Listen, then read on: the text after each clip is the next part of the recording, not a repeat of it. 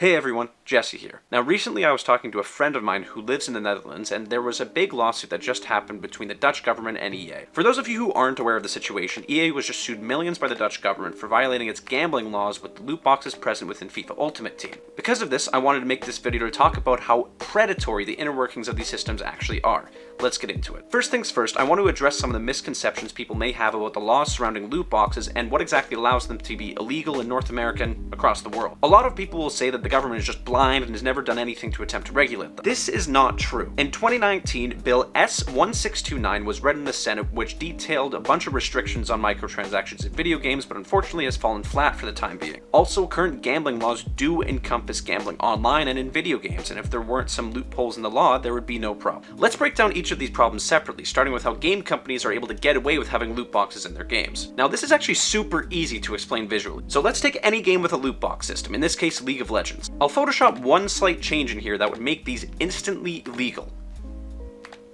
Now, I do want to quickly clarify before I get into this that paying money for a cosmetic upgrade in a game is absolutely fine. The reason is because I know exactly what I'm getting for my money. It's like buying someone's artwork online. Now, the issue with this box here is that I don't know what I'm going to get out of it, and not all the rewards are equal. This is gambling. It's the exact same for your brain as playing a slot machine, and it is illegal. Now, you might ask, what makes this legal then? Well, it's actually a very simple loophole that every game that uses these boxes has. To put it simply, if you aren't paying real money for this box, then there's no issue. See, here's the thing. Games like League of Legends, FIFA, NBA 2K, or any number of free-to-play mobile games will always have what is called a soft currency and a hard currency. The soft currency is what is obtainable by gameplay. In the instance of League of Legends, this would be your blue essence.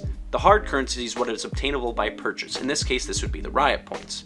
Here's where it gets spicy though.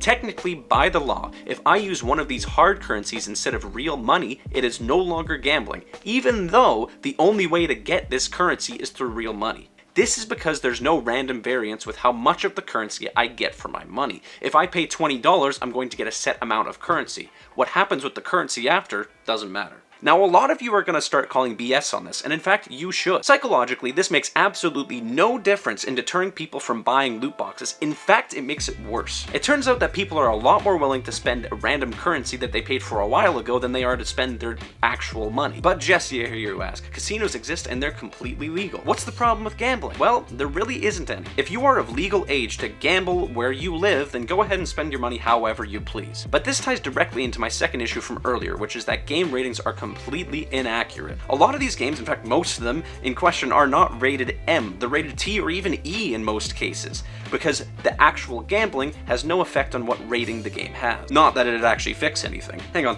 let me see how hard it is to lie about my age when looking at a game not suitable for young audiences.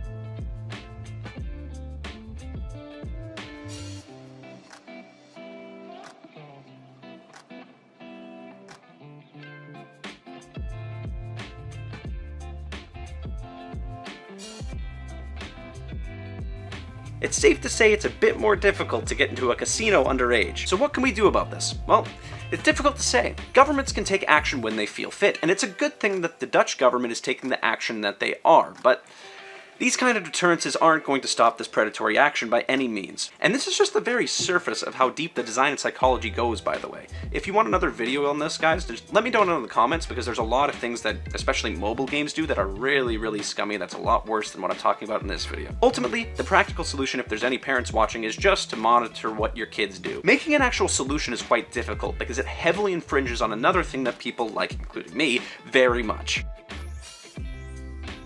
Going back to the casino thing earlier, the reason why it's so difficult to get into a casino underage is, well, you have to present multiple pieces of valid identification in order to enter the place. Now, for anyone who's ever played an online game, this is quite detrimental to the overall online experience. Let's just say it would be a bit more difficult to have banter with your teammates in League of Legends if you knew you had to give Riot Games a valid piece of ID to even play. Now, that's not to say it's impossible. For instance, identification checks have already happened for other reasons on the Chinese and Korean servers. I want to quickly interject that I'm just talking about League of Legends here, but this applies to every game with a loot box. For instance, if you wanted to play FIFA Ultimate Team, you'd have to present a piece of ID before you entered the mode. Obviously, this would suck, but if you guys have any other ideas for how to fix predatory microtransactions and loot boxes in video games, let me know down in the comments if there's anything I missed. I wanted to keep this video pretty concise for you guys, so I'm going to end it here. All that being said, leave a like and consider subscribing if you enjoyed, leave a dislike if you didn't, and I'll see you all in the next one. Later.